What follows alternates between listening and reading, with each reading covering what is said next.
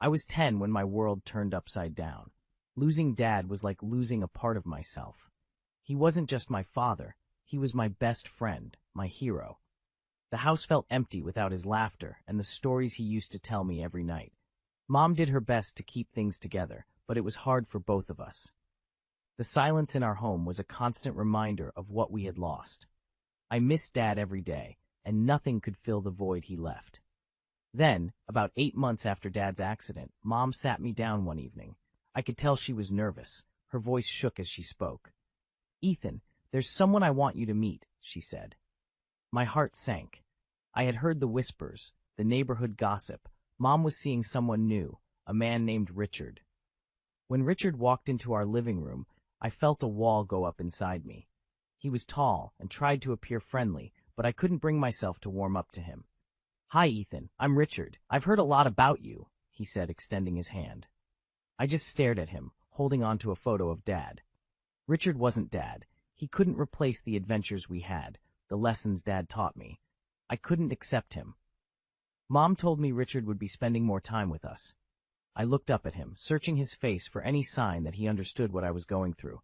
He seemed kind, but it didn't matter. "I understand this is hard for you," Richard said gently. "I'm not here to replace anyone, Ethan. I just want to be a friend, someone you can rely on." I didn't say anything. How could he think he could just walk in and be a part of our lives? Dad's absence was still too raw, too painful. Richard's presence felt like an attempt to erase the memories of Dad, to replace him. And that was something I couldn't accept. That night, as I lay in bed, I clutched Dad's photo tightly. The future seemed uncertain and scary. Richard's arrival marked the beginning of a new chapter, one that I didn't want to be part of. All I wanted was for things to go back to how they were when Dad was still here. I remember the day Richard moved in, like it was a bad dream that wouldn't end. Boxes and furniture cluttered our living room, each one erasing more of the home Dad and I had known. Richard was trying too hard to be friendly, but every smile, every attempt at conversation, just pushed me further away. One evening, a few weeks after he moved in, Richard sat down at the dinner table with some papers. "Ethan, I've been thinking," he began. "How about we make this official? I'd like to adopt you, make you a part of my family legally." He slid the adoption papers towards me. I felt a surge of anger. "I already have a family, and you're not it," I snapped. Mom's face fell, and Richard looked like I had just slapped him. But I couldn't hold back. This was about more than just a name. It was about loyalty to Dad, to the life we had before. The argument that night was the first of many. Mom and Richard didn't understand why I was so against the adoption, the name change. They thought it would help us become a real family. But to me, it felt like betraying Dad, erasing him from my life. The adoption attempts dragged on for months. Twice I had to speak to a judge to explain why I didn't want to be adopted, why I wanted to keep Dad's last name. Both times, the judge sided with me. Relief washed over me each time, but it also widened the gap between me and Richard. Richard couldn't hide his disappointment. "I just wanted to bring us all together, Ethan," he said one night. "I thought if you took my name, it would be a fresh start for us." But I couldn't. Dad's name was a part of me, of who I was. "It's not just a name," I told him. "It's the last piece of Dad I have. I can't give that up." Things got even more complicated when Mom and Richard had Lily, their first daughter, together. Richard tried to use her birth to bring us closer. "She's your sister, Ethan. Don't you want to share a name with her?" he asked. But it wasn't about sharing a name with Lily. It was about holding on to the past I wasn't ready to let go of. "I'm connected to Dad with this name," I said firmly. "That's more important to me." I watched as Richard and Mom whispered to each other, frustration and sadness in their eyes. I knew they were disappointed, but I couldn't be the son they wanted, not at the cost of losing my connection to Dad. That night, lying in bed, I felt more alone than ever. Part of me wanted to make Mom happy, to give Richard a chance. But another part of me, a bigger part, clung to the memories of Dad.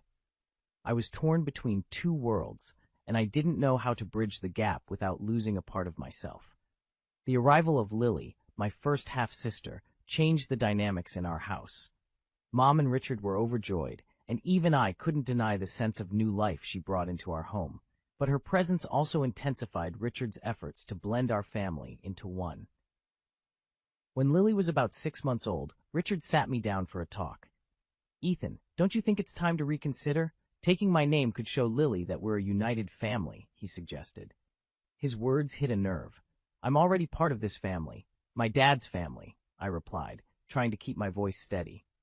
"Changing my name won't change that." Richard didn't understand. He thought a name was just a name, but to me, it was my identity, my connection to Dad. I couldn't let that go, not even for Lily.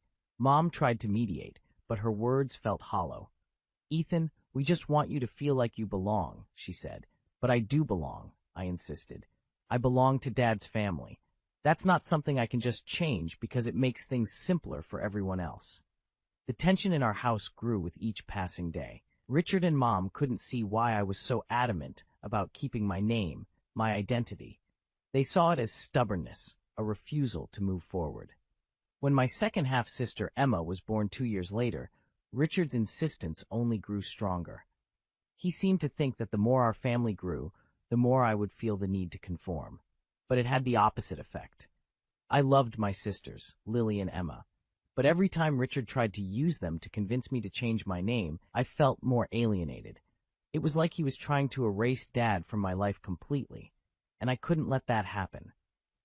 The breaking point came when I overheard Richard talking to someone on the phone. "He's just being difficult," he said. "Eventually, he'll realize he's a part of this family, whether he likes it or not." I felt betrayed.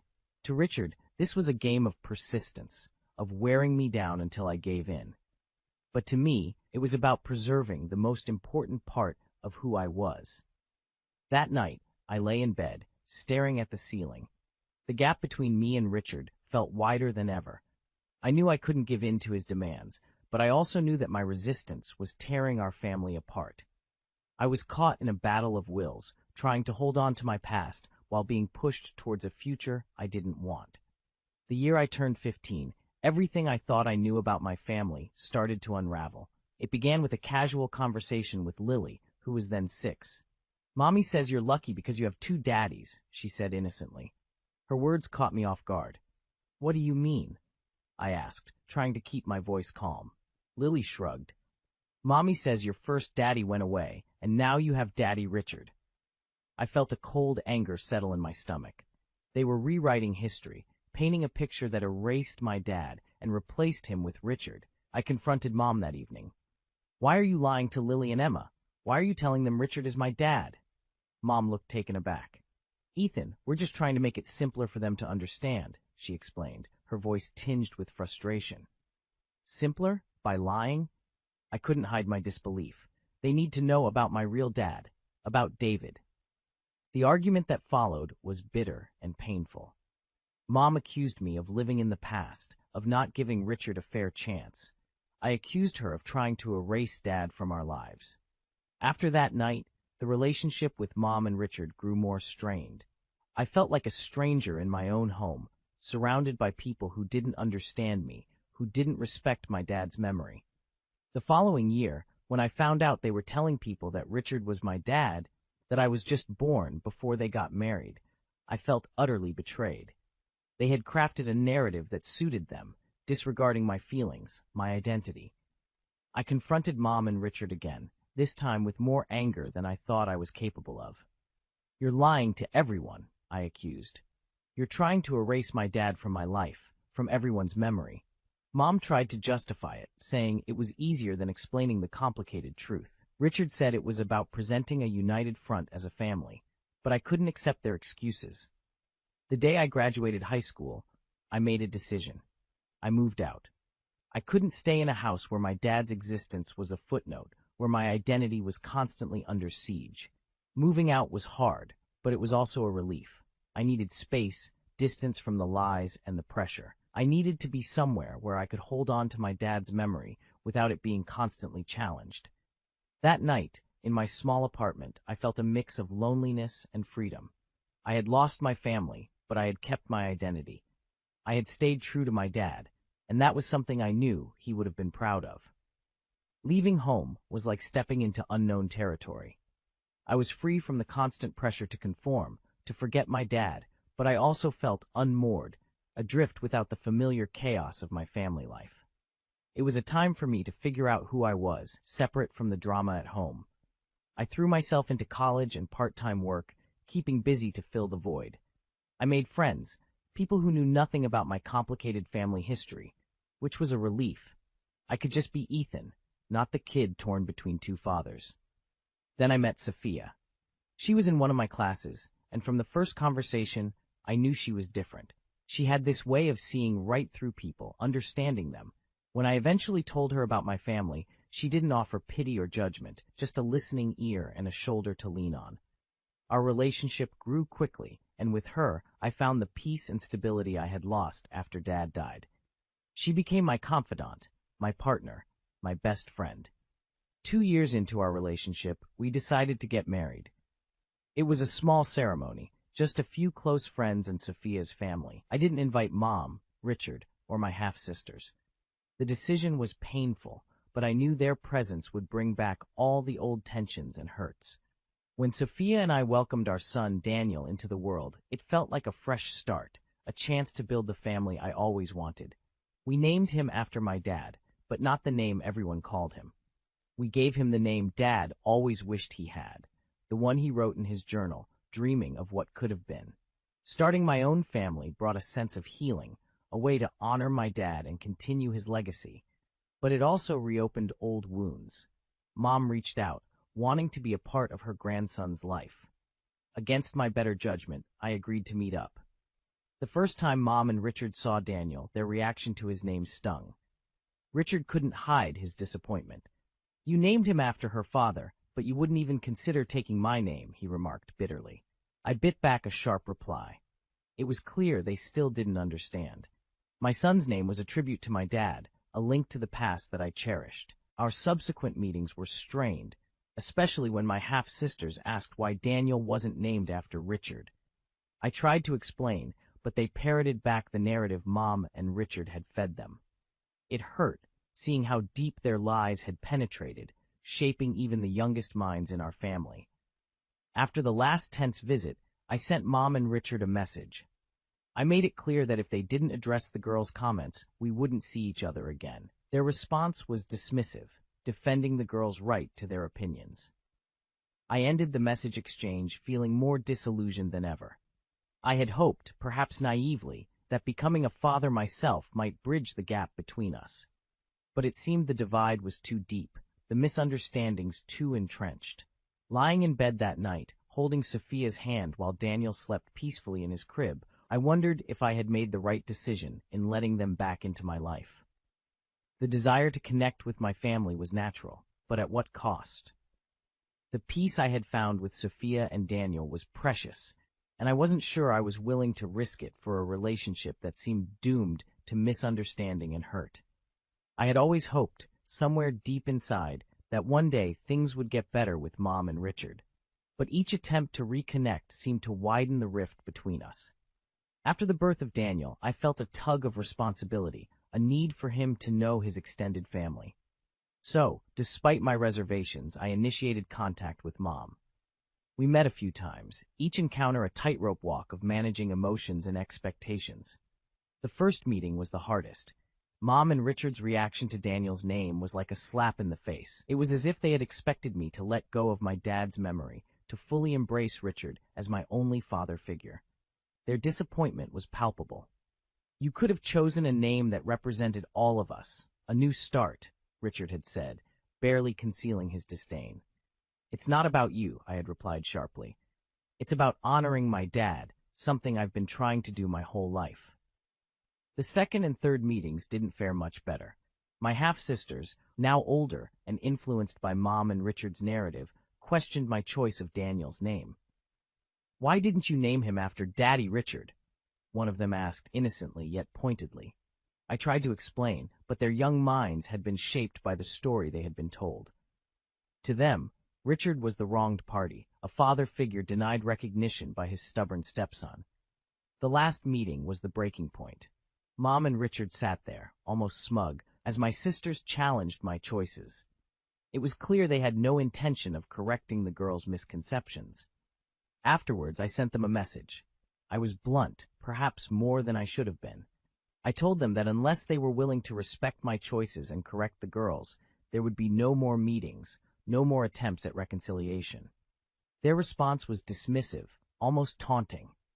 They accused me of overreacting, of being childish. The girls have a right to their opinions, they said. You can't take their grandson away from them. That message hit me hard. They still saw Daniel as a pawn in our family drama, not as my son, a new life separate from our past conflicts. I sat there, phone in hand, feeling a mixture of anger and despair. I had wanted to give Daniel a sense of family, but not like this, not at the cost of our peace and dignity. Sophia found me sitting in the dark, lost in thought. She wrapped her arms around me, offering silent support. We didn't need to speak. She understood the turmoil I was in. Lying in bed that night, I realized that some bridges couldn't be mended, some gaps couldn't be bridged. I had to make a choice: continue this cycle of hurt and misunderstanding, or protect the peaceful life I had built with Sophia and Daniel. The decision weighed heavy on my heart, but as I listened to Daniel's soft breathing in the next room, I knew what I had to do. For his sake, for our family's sake, I needed to step back from the past and focus on the future we were building together. The days following my last message to Mom and Richard were filled with a mix of emotions. I felt anger, sadness, but also a sense of clarity. The decision to step back from them wasn't easy, but it felt necessary, a step towards protecting the peaceful life I had started to build with Sophia and Daniel. Sophia stood by me, her support unwavering. She didn't push me to reconcile, nor did she urge me to cut ties completely. She just listened, offering comfort and understanding. As I watched Daniel grow, his innocent laughter filling our home, I realized what I had to do. I wanted to break the cycle of hurt and misunderstanding that had overshadowed my life. I wanted Daniel to grow up in a home filled with love and peace, not the tension and conflict that had dominated my childhood. I thought about my dad a lot during those days. What would he have wanted from me? Would he have wanted me to keep fighting, to keep trying to bridge the gap with Mom and Richard? Or would he have wanted me to find my own path, to focus on the family I was building? The answer, I felt, was clear. Dad had always wanted the best for me to be happy and at peace. Holding on to anger and resentment wouldn't honor his memory. It would only tarnish it. So I made a choice. I decided to let go, to move on. I didn't cut Mom and Richard out of my life completely, but I set boundaries. I made it clear that our relationship would be on my terms, respectful of my choices and my family. I started to focus more on the present, on Sophia and Daniel. We created new traditions, made new memories. Slowly, the shadows of the past began to fade, replaced by the warmth of our present. Years passed, and though the relationship with Mom and Richard remained distant, it was civil. I occasionally sent them updates about Daniel, pictures of him growing up. They responded with polite interest, but we never regained the closeness we once had. As for my half-sisters, I tried to build a relationship with them, separate from the conflicts of the past. It wasn't easy, but over time, we found common ground. They came to understand my side of the story, and I learned to see things from their perspective. Looking back, I realized that stepping back from Mom and Richard was one of the hardest decisions I had ever made, but it was also one of the most important. It allowed me to break free from the cycle of conflict and pain to build a life that was true to myself and my values. In the end, I found peace.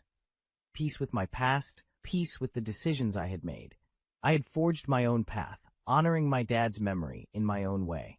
And in doing so, I had given Daniel a home filled with love and stability, something I had always wanted for him. And that, I knew, was the best tribute I could ever offer to my dad.